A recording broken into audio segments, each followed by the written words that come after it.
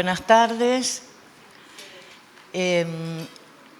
Bienvenidos a esta Casa de la Cultura del Fondo Nacional de las Artes.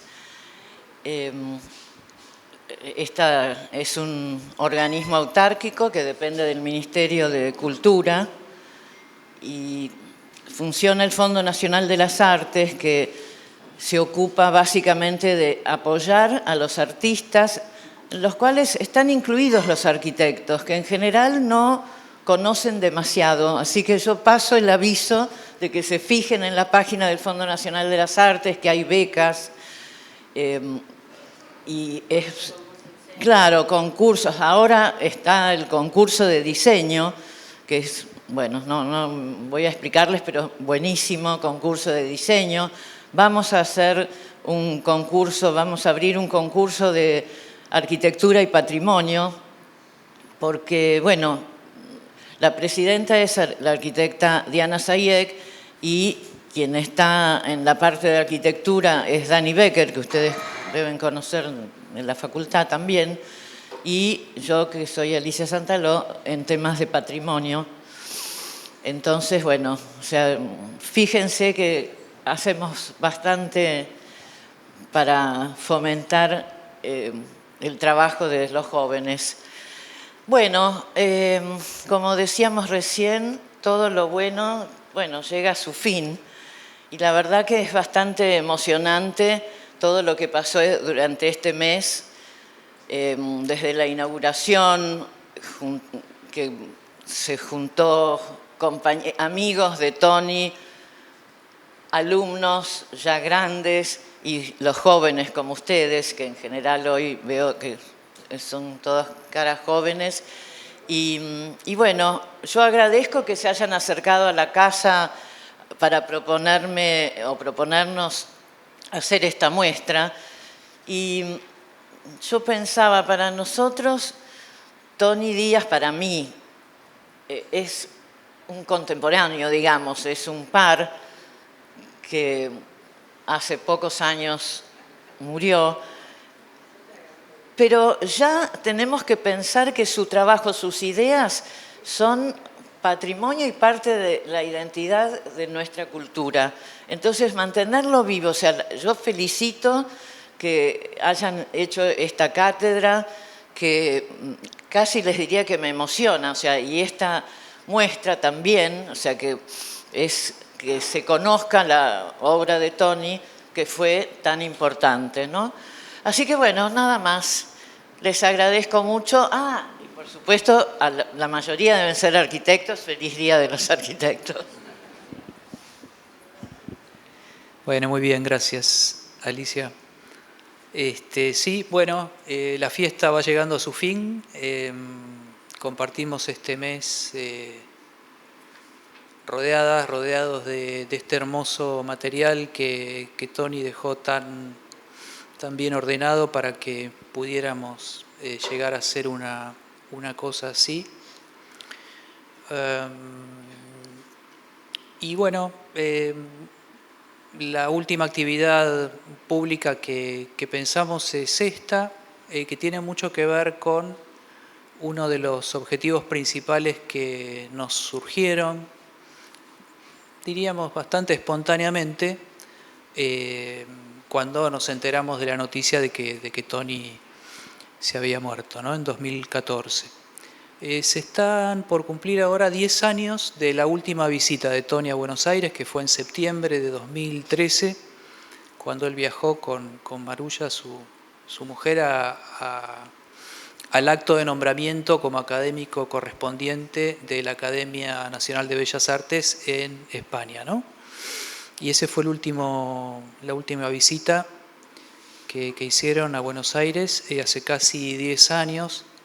Y realmente es muy grato ver cómo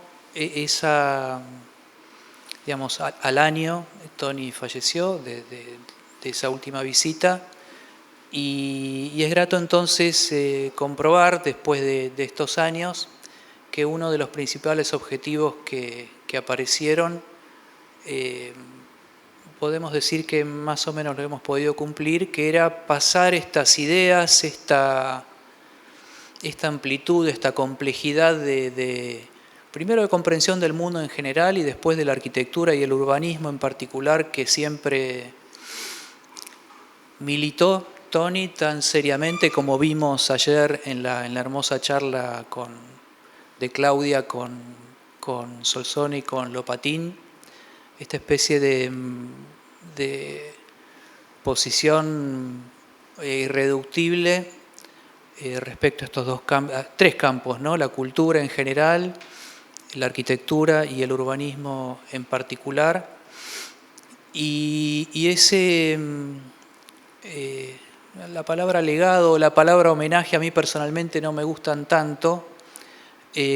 Creo más bien en la continuidad de este tipo de cosas, y el principal problema que tuvimos en aquel momento, hace 9 o 10 años, fue la cantidad de tiempo que Toni no estuvo en la Argentina, ¿no? Desde que ellos deciden mudarse a España en 1988, y a pesar de que ellos siguieron viajando periódicamente a Buenos Aires para ver amistades, familia y también hacer algunas cosas, Toni, respecto a la arquitectura, esa continuidad que se da en otras personalidades de la arquitectura, en el caso de Toni estaba un poco en tela de juicio, ¿no? Por esa lejanía. Pensemos que, no había redes sociales, la internet estaba ahí nomás, al principio no eran ni siquiera correos electrónicos, sino que cartas escritas, ¿no? Como se hacía antes. Y este objetivo de que ese amplísimo panorama de ideas y de posiciones y de proyectos, como vemos acá, respecto a la arquitectura a lo largo de tanto tiempo, estos 40 y pico de años de arco temporal que tienen estos dibujos, ¿cómo pasar eso a las nuevas generaciones, digamos? Era una de las preguntas principales. ¿Y cómo lo hicimos y por qué están ellas y ellos acá? Bueno, de la manera más práctica que teníamos, que era a través de nuestros espacios de enseñanza y de investigación en la Universidad de Buenos Aires. Lo que hicimos casi de inmediato fue, que no hacíamos tanto hasta este momento, 2013, 2014, fue pasar sobre todo los textos nuevos de Toni, los últimos que él publica, en particular uno que tiene mucho que ver con lo que ellas y ellos han preparado para hoy, que es la arquitectura después de la metrópolis, que se publica en Plot a fines de 2013, principios de 2014. Este fue un texto que de alguna manera se podría decir que es el corolario teórico de las posiciones que Toni sostuvo a lo largo de toda su vida en sus textos y en sus proyectos. Él lo llega a trabajar fundamentalmente en pocos proyectos, pero en lo personal en 2 concursos que compartimos con él y con Luis Ibarlucía, que anda por aquí, está por llegar, y que están expuestos en esta muestra, que son el concurso para lo que hoy es el CCK, que estuvimos ahí cerca de arrimar al premio mayor. Toni estuvo en ese concurso a cargo de las cuestiones más urbanísticas. Hay 4 o 5 dibujos por allá, en la pared del fondo, de ese concurso de 2006. Y finalmente el último proyecto que él hizo para Buenos Aires, que fue el concurso de las playas ferroviarias en Buenos Aires, en particular el de Caballito de 2013, que tiene otros 5 o 6 dibujos ahí ya son los finales, ¿no? Los dibujos 100 y pico, que reflejan los dibujos de ese último proyecto, algunas de las intenciones que están puestas de palabra en este texto, La arquitectura después de la metrópolis. Entonces, ¿qué hicimos? Y con esto redondeo la introducción y paso a presentar a este panel selecto. Empezar a usar esas teorías para enseñar arquitectura y proyecto urbano. Y ahí pasó algo muy especial, que fue que de pronto, esto lo hacemos desde 2014 y lo seguimos haciendo. sea, este es el 10º año que usamos estas cosas para enseñar, digamos. Bueno, la convocatoria del taller de proyectos donde usamos estas ideas empezó a ser así, ¿no? El primer año eran 18, 20, el segundo año eran 40, después fueron 60 y hubo años donde tuvimos que cortar la inscripción del taller en 80 o 90 personas porque ya no teníamos capacidad docente de trabajar con estas cosas. Y así es que a lo largo de estos años ya son casi, deben andar en las 1000 estudiantes que han pasado por estos cursos donde las ideas de Tony se trabajan. Y no solamente es que, como pasa a veces en la facultad, se lee un poquito y después ya vamos a hacer los dibujos, que total es lo importante, ¿no? Sino que se trabaja intentando hacer proyectos que tienen teoría incorporada, corporizada, ¿no? Embebida, como se dice en algunos ámbitos académicos. Y lo hemos ido logrando y comprobando cómo en personas muy jóvenes estos temas no solamente interesan mucho, sino que tienen calado y sirven para ubicarse frente a lo que es hoy los grandes o graves problemas que tenemos desde la arquitectura y desde el urbanismo.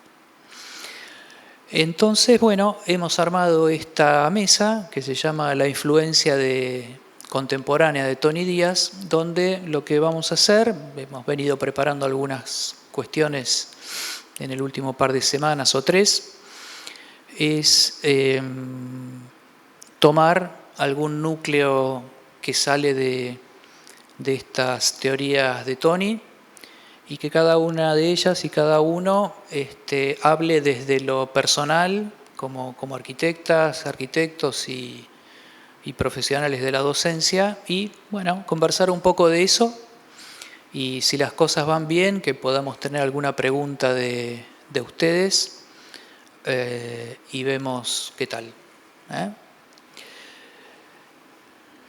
Ellas y ellos son, bueno, Julia Jaukowski Marino, Guido Fischer, Francisco Acornero, Elena Kleinman, Juliana Mura y Rosendo Galiano. Son todas y todos muy jóvenes, pero bueno, hay algunas diferencias de edades entre sí.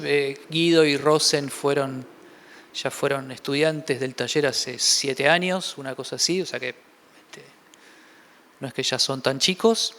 Y Juliana es la incorporación más reciente, ella ha sido estudiante en el último par de años, estudiante de pandemia. Y entonces cada uno ha elegido un tema, lo va a presentar a lo largo de 3, 4, 5 minutos. Lo hacemos así en sucesión y después conversamos. Bueno, como siempre me he ido un poco en extensión en las presentaciones, pero no quería dejar de ubicar por qué esto se hace así, digamos, ¿no? Y esperemos que salga bien. Así que le paso el micrófono a Julia y arrancamos. Hola, ¿qué tal? Buenas tardes, buenas noches casi ya. Bueno, como bien dijo Polo, yo soy docente del taller hace 2 años y medio y además cursé en la cátedra de Polo, así que hace varios años ya estoy en contacto con un poco las ideas de Tony y sobre todo con este texto, La arquitectura después de la metrópolis. En ese sentido me gustaría como indagar un poco en el concepto de metrópolis, puntualmente sobre una frase, ¿no?, que expone mediando el artículo. Para eso me parece un poco importante como introducir como lo que Tony sentencia al principio, ¿no?, que es que lo que llamamos ciudad ya no tiene forma. Lo que conocemos hoy es la metrópolis. Y en ese sentido, sí, como en un orden como más personal, a mí siempre me gustó la definición que da en relación a esta nueva condición de ciudad, que está en el @21, que dice que la metrópolis es una biblioteca de cosas nuevas y de todos los anacronismos y supervivencias posibles. Por un lado me gusta mucho que utilice la palabra biblioteca, ¿no?, como que en ese sentido podríamos notar como una doble acepción o interpretación, que es subjetiva y obviamente está sujeta a debate. Primero como que retoma la noción de biblos, ¿no? Del libro asociado a la ciudad y de la posibilidad de leer este conjunto de cosas, ¿no?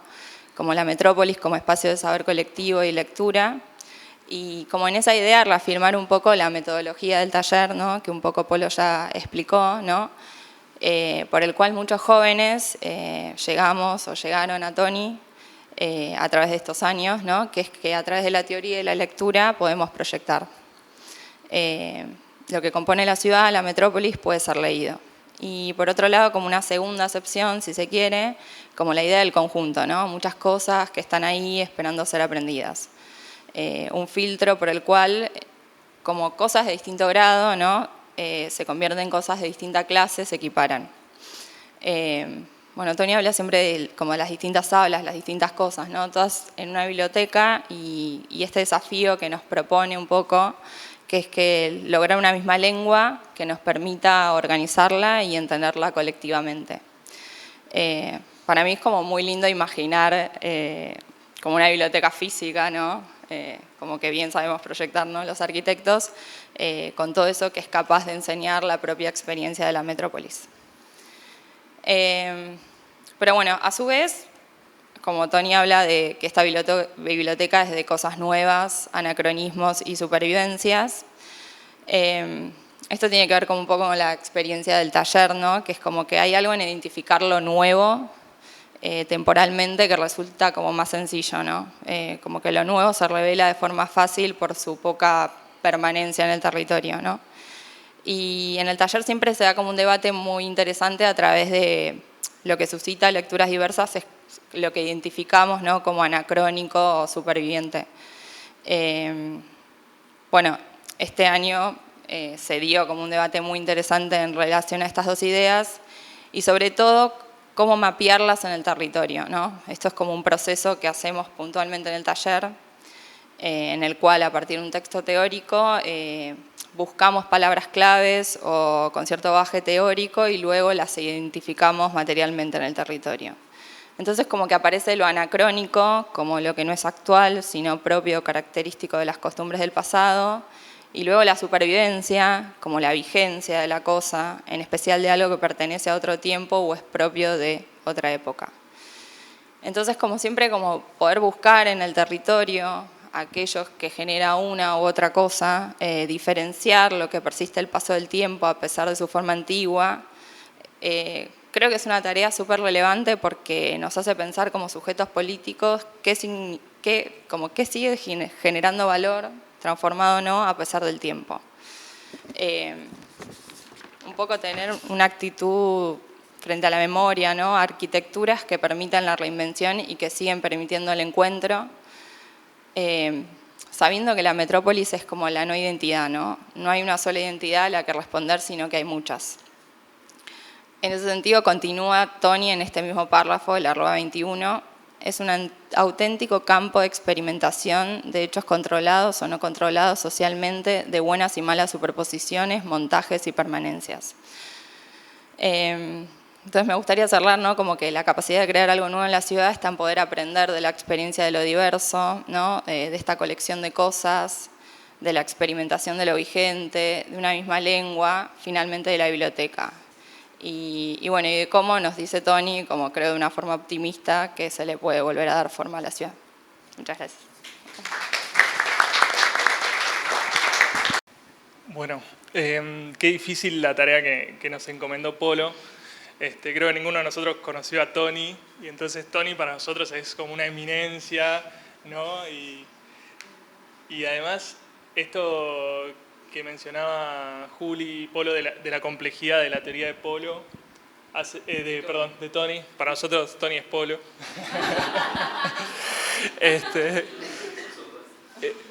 La complejidad de la teoría hace que sea un universo de conceptos tan amplio que era muy difícil la idea de elegir un concepto, ¿no? Para poder hablar sobre la teoría de él. Entonces también esperé a que muchos elijan de qué concepto hablar para saber sobre qué charlar. Pero hay algo que en estas últimas relecturas me llamó mucho la atención.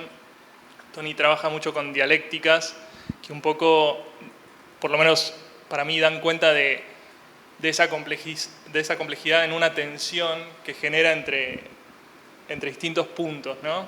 Entre distintos puntos conceptuales que aparecen en la teoría. Y uno de esos puntos fue cuando él dice que la metrópolis es la no identidad, ¿no? Y en esta contemporaneidad donde la identidad aparece como un concepto que cada vez se complejiza más, era muy interesante esa perspectiva, porque la metrópolis como no identidad para Tony habla sobre este marco habilitante de la diversidad de identidades que no son fijas, que son cambiantes, que se transforman, que en algún punto siempre desaparecen en su quietud. Entonces, la necesidad de entender a la ciudad como este marco, ¿no? Él habla mucho del concepto del límite, ¿no? Del límite como elemento también de control, y son estos conceptos que en algún punto a uno lo incomodan desde el romanticismo quizás político, pero que en sí están poniendo en tensión sobre realidades que vivimos constantemente en la ciudad, ¿no? En cuanto a esto de los límites, él dice algo muy lindo que es, que seguramente no quiero pisarme con él, pero que un poco acota los conflictos que se dirimen en la metrópolis y la importancia, ¿no? de entender ese marco espacial como definitorio de la convivencia que tenemos en la ciudad, y cómo hoy y también durante la último periodo de Tony, donde escribe estos textos, el mercado tiene un valor tan predominante en la definición de esos límites, ¿no? Y lo preocupante que es. Tony decía como que era casi imposible pensar en una ciudad que esté al servicio de la producción colectiva, ¿no? Como quizás uno de los conceptos fuertes, sin que se trabaje o que cambie la relación del mercado en la definición de estos límites, ¿no? Entonces, y es algo, no sé, cada vez que salgo a la ciudad me llama mucho la atención lo verídico que es eso, ¿no? Lo empírico, lo sensible que es eso. Pero bueno, eso, no quiero extenderme. Esos son un poco algunos conceptos que me quedaron.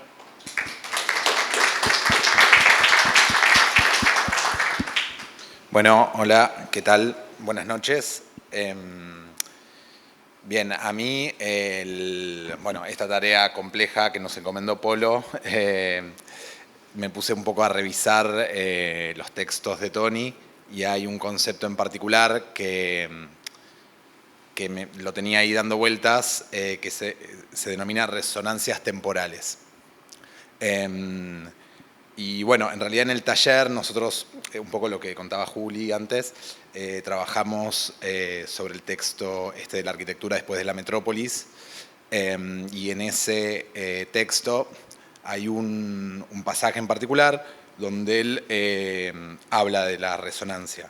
Es el @27, donde dice: utilizar los tiempos propios de lo construido para provocar resonancias temporales que ayuden a recuperar la narración y el tiempo social y colectivo. Entonces, bueno, ahí se abre como la incógnita, ¿no? De qué significa esto de las resonancias temporales. Entonces, bueno, hay un texto en particular de él que se llama Notas sobre las resonancias temporales, que salió publicado en La Suma Más, es el número 97 del 2008.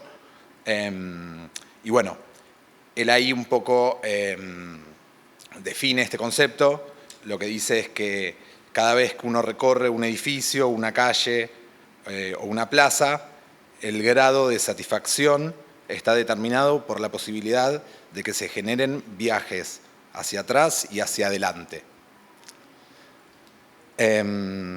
Entonces, bueno, y después suma, cuando las cosas gustan es porque se atraviesa felizmente por la experiencia de la resonancia temporal. ¿Sí? Como si hubiera ciertas cosas que están en la cultura, ¿no? Él habla del concepto de confort cultural, que nos resuenan, ¿no? Y que nos hacen sentir a gusto. Y bueno, y después hay otro fragmento de ese texto también muy interesante, donde quizás ya se vuelve un poco más específico de la arquitectura, donde dice, el pasado se presenta inconscientemente en el momento de actuar, de tomar decisiones y de desarrollar acciones en el presente. Pero los elementos del pasado a los que la resonancia nos irá refiriendo se pueden construir conscientemente y, además, se los puede manipular, reducir, tergiversar o simplemente reprimir también conscientemente. En el momento de proyectar, la resonancia temporal puede conducir a los arquitectos a las mejores o a las peores referencias coleccionadas por la memoria, que conforman su museo o biblioteca personal, ¿no? Y bueno, hay un poco el nexo con esto que decía Juli, ¿no? de la biblioteca, ¿no? de todo lo construido y todo lo proyectado, que nada, bueno, cierro con este último pasaje. Y también me gustaría como rescatar el concepto o quizás resaltar la función de la memoria, ¿no? en lo que es la resonancia temporal. Desde ahí es que acciona, ¿no? La resonancia. La biblioteca de todo lo construido y de todo lo proyectado es la que contiene todos los elementos con los que se va estructurando la resonancia temporal, individual y colectiva.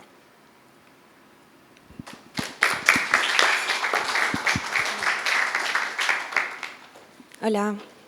Bueno, ante el conversar sobre esta influencia en nosotros, tuve como un camino recto hacia un lugar que después se encauzó un poco hacia otro lado.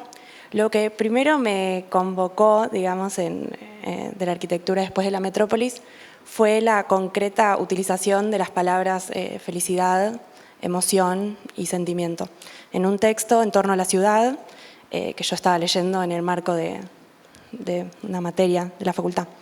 Así es que para hoy rastreé esos párrafos y fui un poco en la búsqueda de eso que yo aprendí, de eso que primero me convocó con el deseo y que después me explicaron que no sucede solo. Con la lectura del texto, en general, rápidamente entendí, o bien reentendí, o pude como comulgar explícitamente, que eso con lo que yo empatizaba, la narración que yo buscaba para mí con la ciudad, tenía que presentarse en torno a un urbano colectivo. Entonces Tony escribió, y yo leo, que la metrópolis no es el resultado de una evolución natural de acontecimientos, sino el lugar y la expresión de conflictos políticos a escala del territorio.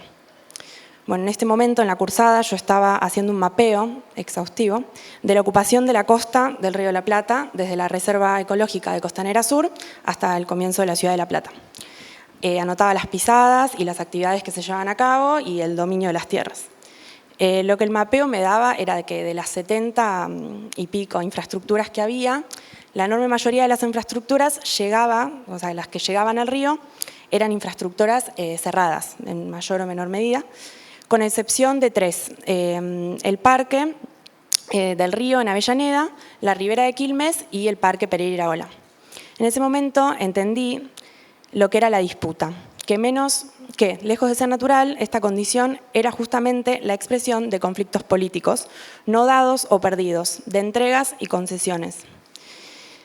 Entonces, acá aparece otra cuestión, que es que yo sentía, y efectivamente así era, que en los textos había respuestas había propuestas, había como arengas para pensar eso que ya habías comulgado que era necesario.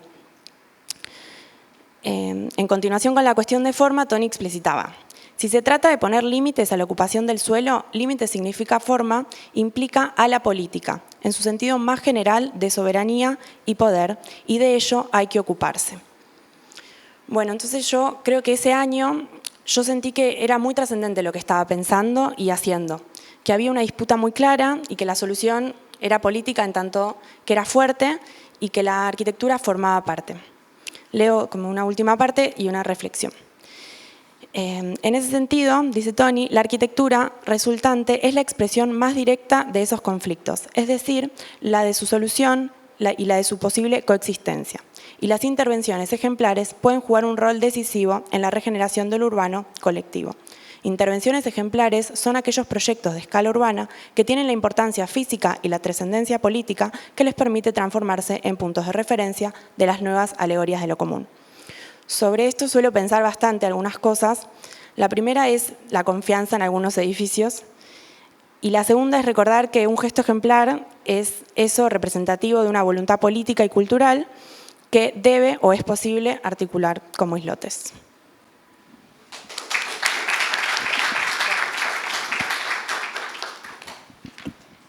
¿Qué tal? Hola, ¿se escucha bien? Bueno, mi reflexión o mi elección dentro de los aportes de la teoría de Toni se toma del concepto de alegoría, de entender estas alegorías de ciudad como estrategia proyectual o como inclusive material instrumental. Creo que también yo como estudiante, cuando terminó el curso en el que me fue dada esta teoría y decantaron un montón de conceptos, creo que encontré un particular valor en este concepto por dos cuestiones. Quizás en principio cómo vincula un montón de nociones más relativas al mundo de lo sensible, como estas palabras que decía él, los sentimientos, los recuerdos, con una posible forma urbana o arquitectónica, que ya eso no es poca cosa. Y por otro lado, como si bien la alegoría refiere al estudio, el entendimiento y una posterior reinterpretación de los símbolos y las preexistencias de un territorio en particular, la interpretación alegórica es factible de aplicar en cualquier sea el recorte o el territorio. Eso. Ese es mi...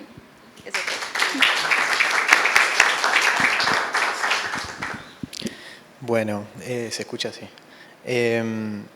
Bueno, después de todo lo que dijeron mis compañeras y compañeros, yo también soy docente del taller, pero además participé de una etapa de la cátedra Antonio Díaz en la cual estuvimos escaneando proyectos y relevamientos del taller de Toni de la época, ¿no? O sea, imagínense que, según mis apuntes, Toni escribió un libro en el año 81 y entre el 81 y el 85 existió la cátedra, me van a poder corregir si estoy equivocado, y hubo una producción súper amplia e intensa de trabajos de proyecto y de relevamiento. Y si tuviéramos que elegir, o sea, si tuviese que elegir yo, más allá de todos los conceptos que ya dijeron los chicos, a mí hay algo que me atrajo, y además me acuerdo de una anécdota cuando estuvimos trabajando como estudiantes en el taller, respecto al concepto de la como literalidad, o sea, algo que es literal. La sensación que me queda a mí, después de haber estudiado y acercadome tanto a la teoría de Toni, es que él estaba muy próximo a ser literal en lo que decía, lo que escribía, lo que representaba. Y esto Lo aprendimos casi como de una manera graciosa, porque decía que había una anécdota que era divertida. Con mis compañeros de PU, cuando nos tocó analizar estos mismos textos, abordamos el texto de la arquitectura después de la metrópolis, como siempre queriéndole buscar una vuelta que parecía más compleja. A veces la escritura de Tony, habrán visto las citas, tiene como un vuelo que parece que está hablando de algo más. Y en realidad, si uno se atañe a la literalidad, pasaba algo así con una frase que tenía que ver con, imagínense, en la metrópolis el tiempo se reduce a lo individual y por último a la violencia. ¿Qué quiere decir esto? ¿Qué quiere decir esto? O sea, entonces uno de nuestros compañeros, que era bastante literal, dice, bueno, yo para venir acá estaba corriendo, me tomé el subte, me caí, me golpeé, nadie me ayudó, salí del subte, llegué acá y todo lo hice porque de alguna manera estamos en una ciudad y eso es un evento que pasa todo el tiempo. Entonces, bueno, ese concepto, digamos, entre tantos otros. Y bueno, o sea, esto no puede ser no entendido en un contexto en el que Tony abreva todo el tiempo en la teoría que va produciendo, también en la medida en la que va enseñando, porque si del 81 al 85 existió la cátedra, en el 85 se produce el libro Relevamientos, que es uno de los que están en esa mesa de ahí, en el 87 Textos de Arquitectura, en el 2002 Incertidumbres y en el 2009 Tiempo y Arquitectura. También me cabe preguntarme qué viene primero, si la experiencia o la enseñanza, y si son procesos paralelos. Bueno, nada más.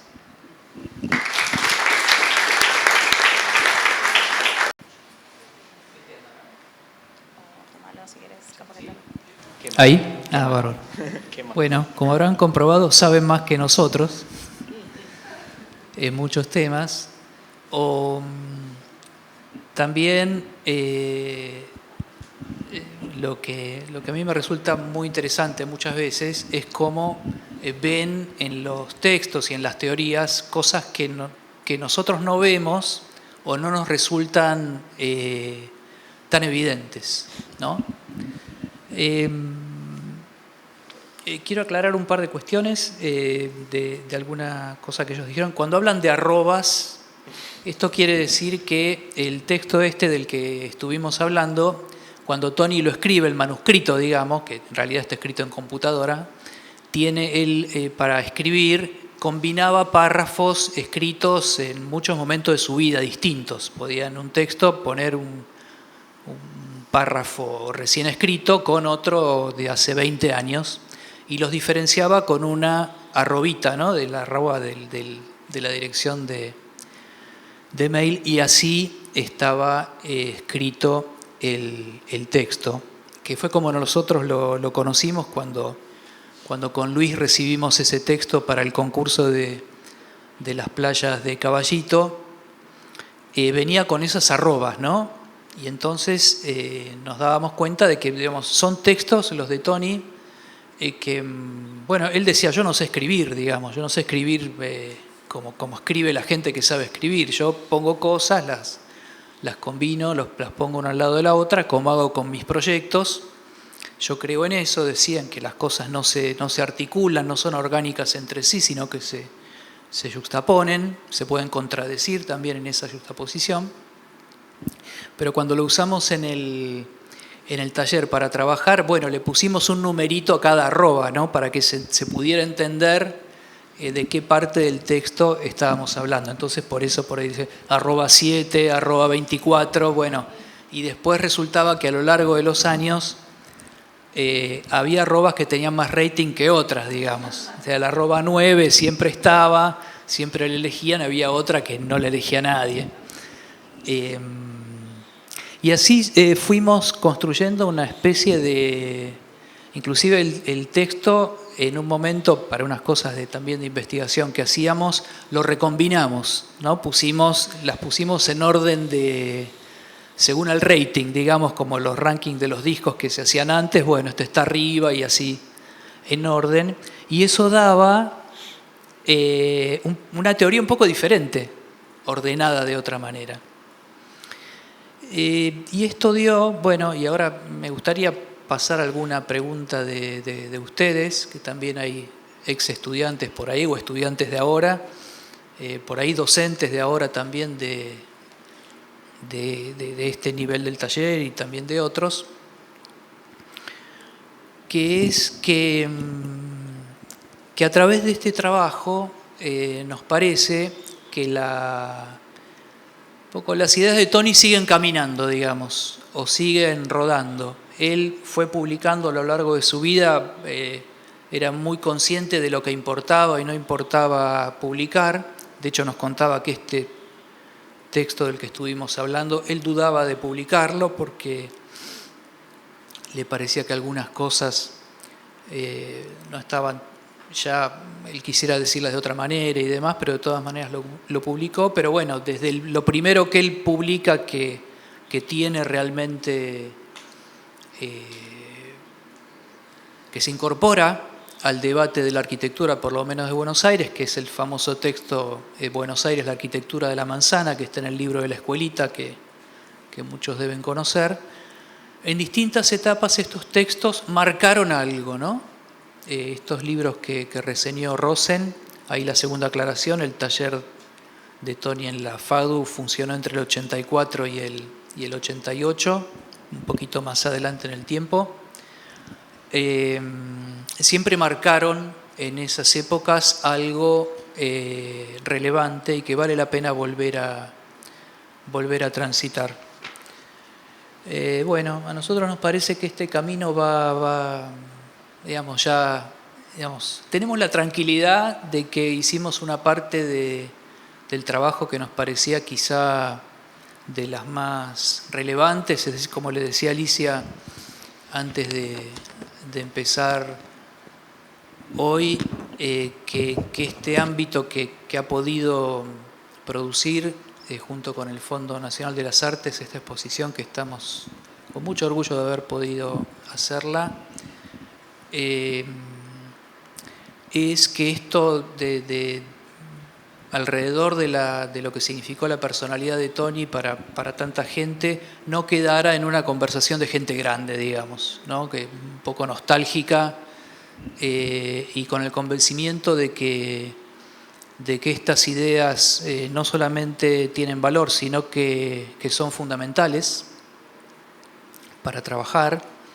Acá otro paréntesis. Otra de las cosas que nos dan mucha satisfacción es que ellas y ellos y tanta gente que ha pasado en los últimos años por estos espacios de enseñanza y de investigación ya están trabajando, digamos, están haciendo sus proyectos, están haciendo sus obras y muchos trabajan en lugares donde, por ejemplo, en el Estado Nacional o en municipios o en el Estado de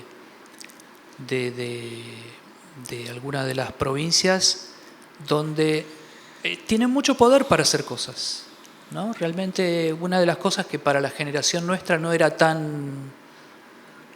tan estimado, que era trabajar en el Estado y hacer las cosas que el Estado tiene la capacidad de hacer, ¿no? Ahora eso está, ellos y ellas lo pueden hacer, lo están haciendo, y poder pensar que las cosas que Tony en el nivel de las ideas, él no pudo lograr para la Argentina, porque se había ido a otro país, digamos, y algunos proyectos hizo acá, pero pocos, ahora están en manos de gente que sí las puede hacer, que ya tiene estas ideas incorporadas y que entiende su importancia, tanto personal como probablemente colectiva. Y bueno, sí que esperamos bastantes buenas cosas en los próximos años de la producción de esta generación de arquitectura de ahora, que ya está equipada, esta generación, con estas ideas. Así que bueno, nos gustaría, si tienen alguna cuestión que agregar, sí, ahí le damos ahí, Rosen.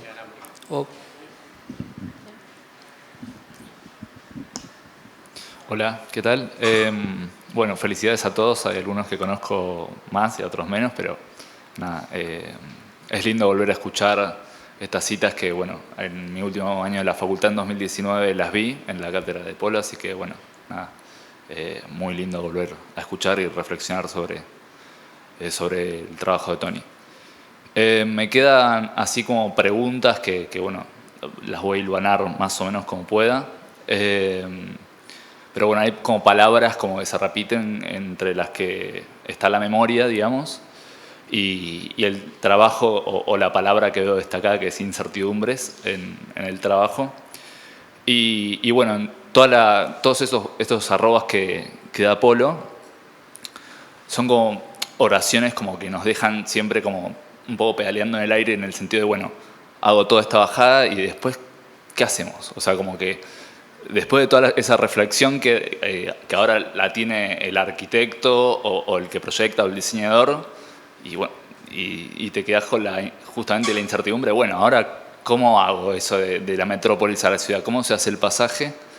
Y mi pregunta es, principalmente, ¿qué proyectos que se están dando ahora ves que reconstruyen esa ciudad? Y después, si cuando hablamos de memoria, si hablamos de algo que trasciende, digamos, en el tiempo, y cómo se puede proyectar algo que no sabemos cómo va a envejecer, en el sentido de cómo va a trabajar, ¿no? Porque eso entiendo que tiene que ver también con la incertidumbre, de hacer un proyecto que no sabes si después va a ser lo que uno pensó. Y bueno, sobre todo volver a la primera parte de la pregunta, ¿qué ejemplo se está dando que decís, bueno, este es un ejemplo moderno que apuesto por él o que veo que está rindiendo sus frutos, a partir de las enseñanzas que dejó Tony? Bueno, no voy a responder yo, le voy a pasar así un poco lo que a mí me parece alguna de las panelistas la respuesta a tu pregunta, que tiene varios planos, ¿no? Pero bueno, vamos a lo más concreto que vos preguntaste. Le toca a Guido la respuesta, y no por nada, sino porque Guido en este momento, bueno, esto que yo decía recién, que algunas personas están en ámbitos del Estado generando proyectos y obras concretas, me parece que Guido puede decir algo respecto a lo que vos preguntás. Qué difícil. La primera pregunta es difícil. Es difícil y supongo muy subjetiva también, ¿no? Respecto a la segunda, para empezar por lo más fácil, creo que Tony da ciertas pistas con la idea también de la resonancia temporal, como mencionaba Fran, y la alegoría que mencionaba Juliana, en el sentido de que ponen tajantemente en crisis la idea de que proyectar sobre la ciudad implica una identidad personal del autor que la ejecuta, ¿no? O sea, él de alguna manera asume que el hecho de trabajar sobre la ciudad implica entender que hay una complejidad de la cual uno no es un actor preponderante. Él habla de una cosa muy linda, que no sé si mencioné, que es el saber singular colectivo, ¿no? La importancia de la escucha del saber singular colectivo, y que también es casi un oxímoron, ¿no? Que es otro de los conceptos que le gusta mucho utilizar a Tony. Y en ese sentido me parece que la idea esta de cómo operar sobre la ciudad y cómo entender el concepto de memoria va de la mano, digamos. De nuevo, no es una memoria estática, no es una memoria en el sentido quizás más lineal de un actor específico o de algunos actores específicos, sino también es la comprensión de cómo la ciudad se fue desarrollando a lo largo del tiempo. Hace poco vino Pier Vittorio Aureli y dio una conferencia a la que fuimos, creo que todos los que estamos acá, y que hablaba de la importancia de entender también la época nómade del ser humano como algo que quedó en el registro genético de la especie, ¿no? Y ahí hay un montón de datos, digamos. Me parece que es más una investigación sobre lo que sucedió que nos permite pensar cuáles son las estructuras, las formas y los límites que habilitan que sucedan una diversidad de cosas que hoy no podemos pensar cuáles van a ser, pero que sabemos, y la historia ya nos dijo, cuáles son las que más o menos fueron útiles para esto, para la producción colectiva, y para lo que decía él un poco, ¿no? De la felicidad y esta producción también de afectos y sentimientos. Eso, no sé si es muy clara la respuesta, pero es la que se me viene a la mente con esa segunda pregunta. La primera pregunta, no sé, siento que hay distintas escuelas. Hay una escuela muy linda pero que es más europea. Yo creo que hoy en día quizás hay operaciones urbanas que tienen que ver. Nosotros trabajamos principalmente, Fran y yo que trabajamos en el Estado, trabajamos principalmente con tejidos informales, o lo que se llaman tejidos informales, coloquialmente. Y creo que ahí hay mucho interés en relación a las teorías de Tony, porque por un lado hay todos unos límites concretos de cómo una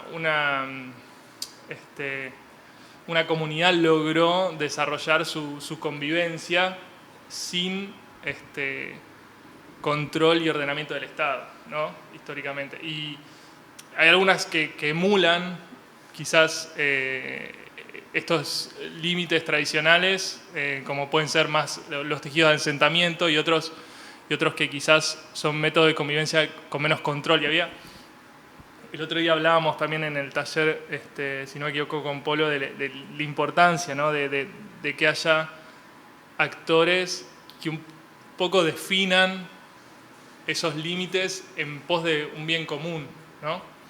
Y a veces fueron organizaciones sociales que permitieron de que por ejemplo, queden espacios de encuentro dentro de estos tejidos informales, como puede ser una plaza o algunos patios o algunas porosidades, ¿no?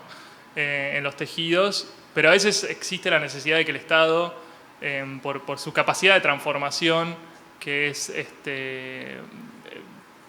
casi hegemónica, digamos, o hegemónica, de operar sobre esos tejidos para encontrar la manera de que aparezcan estos espacios de producción colectiva cuando no los hay, ¿no? Pero lo lindo de trabajar sobre estos tejidos es que todavía existe ahí mucho más un discurso mucho más social de convivencia, porque el mercado todavía no encontró en la gran mayoría de los casos, digamos. Después hay casos quizás más centrales, como en la Ciudad Autónoma de Buenos Aires, pero en los casos más digamos, federales no necesariamente es así, donde el mercado tiene un interés específico. Y es interesante trabajar ahí porque es como un universo paralelo, y es muy interesante hacer la comparación también, ¿no? No sé, son preguntas difíciles, no sé si son claras las respuestas. Es muy abarcativo igual la pregunta. El trabajo de Tony también es muy abarcativo, entonces la pregunta va a ser grande y la respuesta entiendo que también. O sea, es parte de lo que él deja también. Yo tengo dos ejemplos para tu pregunta, que en la parte de cuáles son los proyectos o las obras que van en el sentido que estamos hablando. Un ejemplo creo que puede ser Tecnópolis, y otro ejemplo pueden ser las universidades nuevas del conurbano, en el sentido de que creo que Tony probablemente estaría de acuerdo. De hecho, en relación con las universidades lo llegamos a hablar y él estaba de acuerdo que sí, lo de Tecnópolis no. No lo llegamos a hablar, mejor dicho. que, digamos, son los lugares donde deliberadamente se genera la oportunidad de desplegar una producción colectiva, como decía Guido recién. Estos dos ejemplos responden a eso. Digamos, Tecnópolis, toda la arquitectura es horrenda, ¿no? No hay un solo ejemplo de publicable, digamos, de la arquitectura que hay en Tecnópolis. Pero ahí existe el despliegue de una gran operación urbanística en un lugar bastante bien elegido, inclusive políticamente bien elegido, porque se toma el predio en parte de una guarnición militar, ¿no? Entonces se lo sacás a los militares y se lo das a una especie de expresión, la posibilidad de una expresión popular altamente desordenada, ¿no? Porque básicamente Tecnópolis tiene una gran playa de estacionamiento, una calle peatonal central importante y a lo lado estos pabellones o juegos como un parque de diversiones, digamos, con elementos construidos espantosos, digamos, o donde no importa eso, no importa que no tengan calidad. Lo que importa es que exista la posibilidad de que una familia de cualquier sector social de la Argentina o del área metropolitana se toma el colectivo o el transporte que tenga, se baja ahí y puede pasar una tarde todo gratis con lo que se organice ahí. Y las universidades, un poco también en el mismo sentido, ¿no? Son lugares... Primero son universidades públicas y abiertas, segundo hay muchas o hay varias, bueno ahora parece que hay demasiadas, ¿no? Pero que generan en los tejidos urbanos transformaciones concretas. Yo recuerdo el caso que llegamos a discutir con Tony, era el de la Universidad de Avellaneda, que la universidad, esto fue en 2014, o sea, nosotros armamos ese curso, sí, en el verano 2013-2014, y ahí Tony ya se había vuelto a España después de la última visita acá, y en las vacaciones, qué sé yo, que hablábamos por Skype cada tanto para hablar de distintas cosas, le contamos que estábamos preparando ese curso con la Universidad de Avellaneda.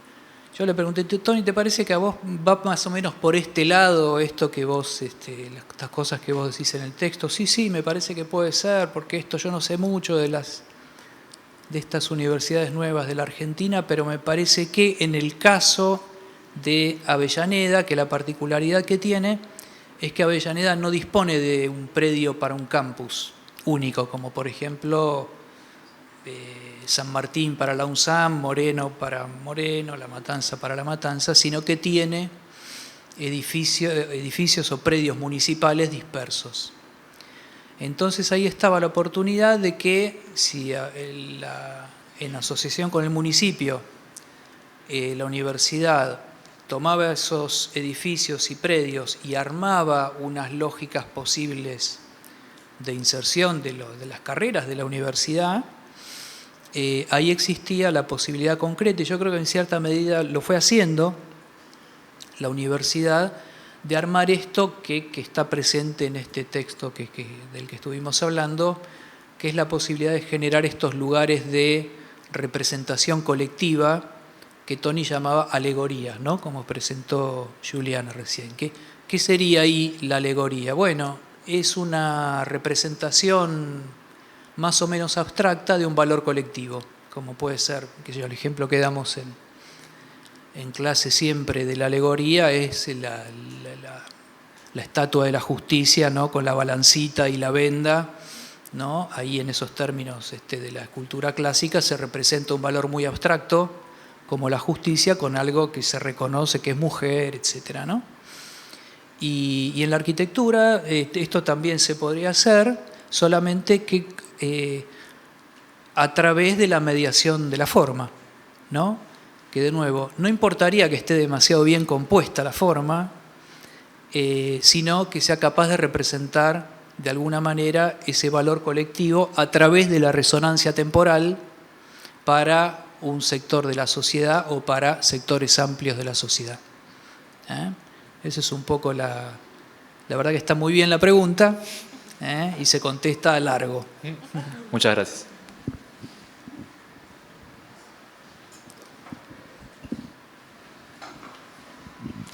¿Qué tal? Quería agradecerles a los 6, a las y los arquitectos flamantes. Muy buenas las exposiciones. Y por un lado, es un poco complementaria esta charla con la de ayer, ¿no? Ayer vimos el Tony cotidiano, el Tony familiar, el Tony íntimo, el Tony que aparece en las imágenes de las fotografías de amistad. Y hoy vemos, como lo reflejan ustedes, el Tony teórico, el Tony estudioso, el Tony que desplegó toda su enseñanza en esos años de taller. En las palabras de ustedes, al leer los textos, en una evolución de ese Tony del 84 al 88, con quizás incluso en el libro Relevamientos y en textos de arquitectura, quizás hasta un lenguaje un poco más simple, y a pesar de que eran las mismas ideas, se fueron complejizando en el tiempo hasta llegar a los textos que leyeron ustedes. Entonces, esas dos charlas que se ven complementarias en esos dos Tonys están ocurriendo en esta sala con los dibujos de Tony. Entonces pregunto, se ven muchas cosas de esas que ustedes leyeron en algunos de esos dibujos. La pregunta es, ustedes tienen clarísima la teoría de Tony, la tienen incorporada, incluso más, como dijo Polo, mucho más reflexiva. Incluso el fallido de Guido vino bien, porque esa eminencia de Polo Tony, como está un poco ahí dando vueltas, la tienen muy incorporada, muy leída y hasta mucho más, evidentemente han reflexionado más que muchos de nosotros acerca de esos textos. Yo me quedé con Resonancias Temporales y me pareció fantástico, pero ustedes han desmenuzado mucho más.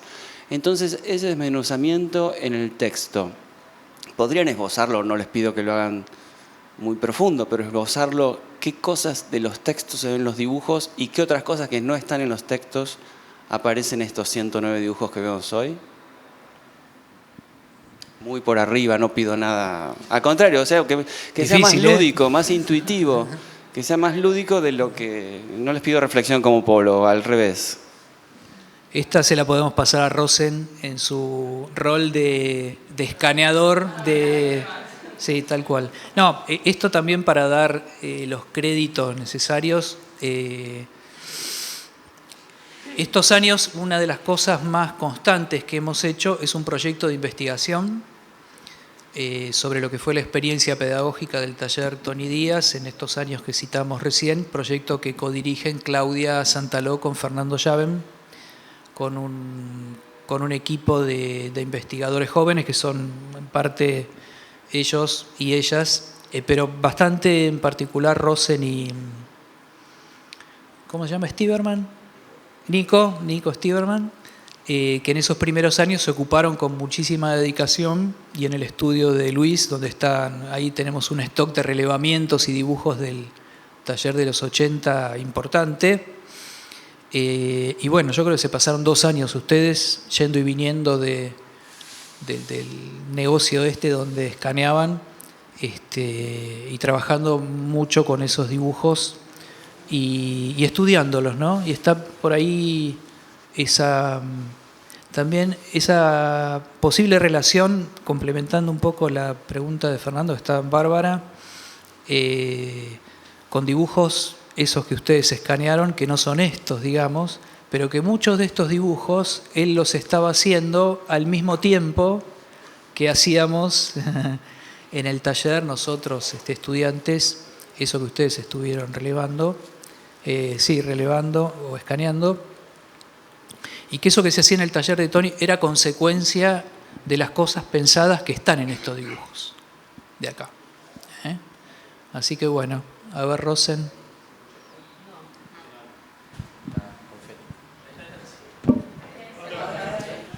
Hola, ahí está. Bueno, yo creo que voy a esquivar la respuesta, pero ¿por qué? Porque me acuerdo que una vez nosotros, entre las actividades que hicimos, fue una también desgravar unas charlas que dio Tony, que nos llegaron en forma de audio, porque fue una charla en una mesa de la FADU, ¿no? 2013. justo un año antes de que falleciera. Y en esa charla creo que él dice en un momento: desconfíen de los arquitectos que van pasando fotitos y dicen cosas, con lo cual como creo que es muy difícil que en un dibujo se pueda como traducir una teoría tan directamente. Quizá en los proyectos que tienen, digamos, dibujos de mayor escala, uno en 5.000, uno en 10.000, y que además tienen apuntes a los costados, en esos por ahí se puede llegar un poquito más a ese nivel de complejidad.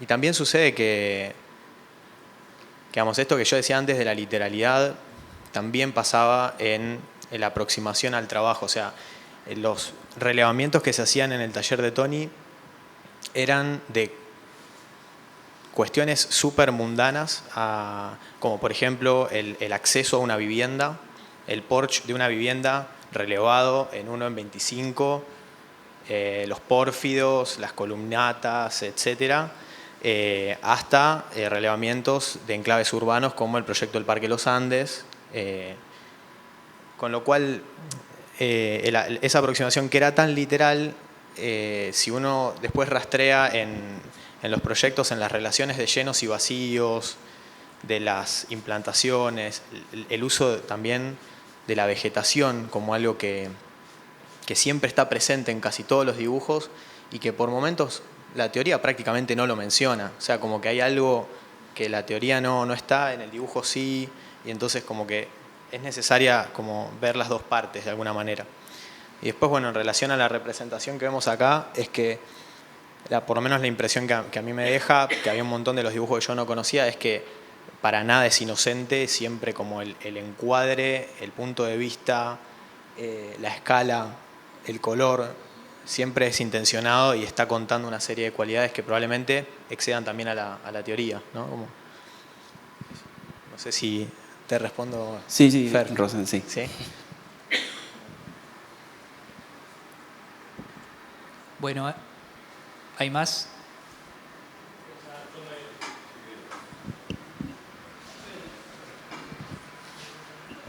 ¿Qué tal? Soy Ricardo Levington.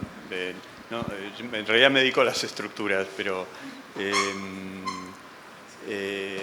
me parece muy valioso el trabajo que han hecho y en la búsqueda de la identidad y la memoria que hayan sintetizado en dos profesionales y ustedes un desarrollo, ¿no? Y que lo hayan podido expandir. Es decir, ustedes son un movimiento, entonces son... ¿Qué es lo que son? Digamos, porque yo no he tenido la suerte de tener a Tony y a Polo de profesores, ¿no? Me las arreglé con Master Fuller y con Jean Prouvé y con Darcy Thompson en Growth and Form, qué sé yo, Rafael Leoz y nada, me las arreglé con los libros, ¿no? Y viajando. Pero me parece que hay un ahorro energético muy grande y creo que el camino del ahorro de energía viene del amor, el amor por la ciudad, digamos, ¿no? Y que ustedes me gustaría colaborar con ustedes en hacer todo más ligero, liviano, y por supuesto tengo mucho para dar. Me parece muy interesante la visión humanística de Tony, de Polo y de ustedes, y cómo se han subido sobre los hombros de un gigante. Uno se va copiando y va subiéndose, ¿no? Y me parece muy interesante. La verdad que ni los conocía. Nada, me gusta. Y nada, vuelvo a preguntarles, ¿qué son ustedes? ¿Son evangelistas del movimiento Tony Polo o son movimientos, ¿no? Muchas gracias.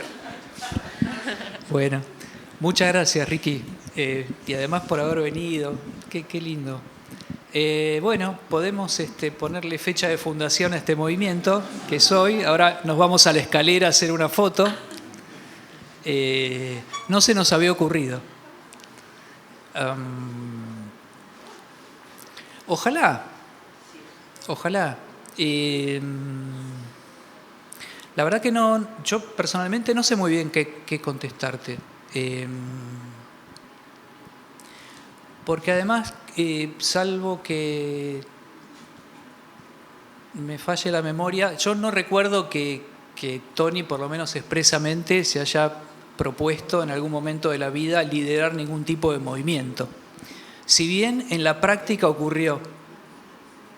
Si bien en la práctica ocurrió. Que aparte tiene todos los condimentos de la épica de eso, ¿no? Por ejemplo, el líder del movimiento se va al exilio, a España, no sé, y cada tanto lo van a visitar y traen las cosas que dijo, que se supone que dijo. No lo sé, ojalá. Nos gustaría formar parte de eso. A lo mejor es así, no sabemos bien. En todo caso, no sé. Me acuerdo una cosa que, con esto que decís, que una vez dijo Guido, que bueno, estábamos en una clase de la facultad y yo me parece que andaba medio enojado porque el equipo docente estaba haciendo cosas por su cuenta, digamos, un poco fuera de... Y Guido dice que entonces nosotros somos los imberbes. ¿Te acordás vos de eso, Guido? Bueno, sí, fue hace... Claro. Lo que sí puede pasar es que estemos tratando de reinterpretar una especie de doctrina, ¿no? Ayer en la charla con Solsone y con Lopatín, se habló un poco de eso, de algunos rasgos de la... Ahí me gustaría despersonalizar un poco, ¿no? Que no es tanto que Tony haya sido particularmente así, sino que hay una manera de aproximarse a los temas de la arquitectura y del urbanismo y de las tecnologías, por ejemplo, yendo a tu campo específico, de todo el grupo de investigación que lidera Ricky y de producción profesional, ¿no? Que es que vos tenés que plantarte fuerte de frente a ciertas cosas, porque si no el mundo te pasa por encima, digamos, y se continúa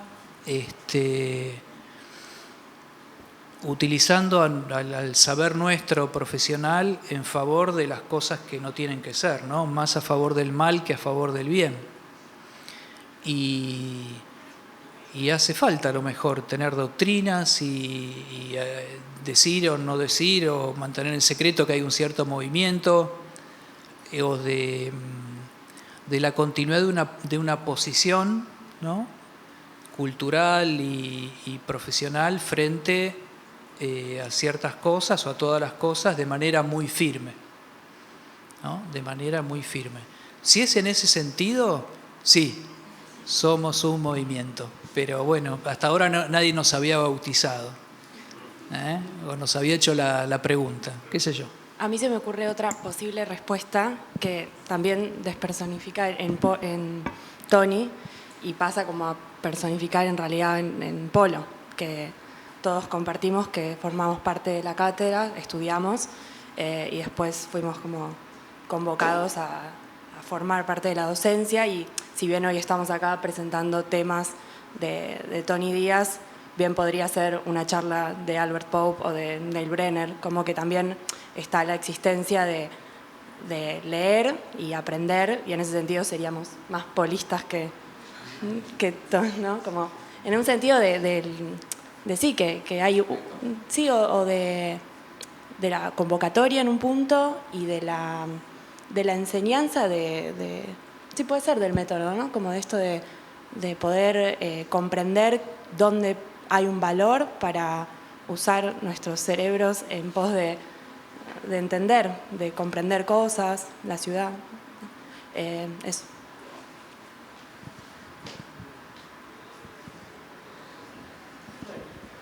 Bueno, no sé cómo estamos de horario acá los dueños de casa. ¿Estamos para aplaudir y despedirnos? Bueno, gracias.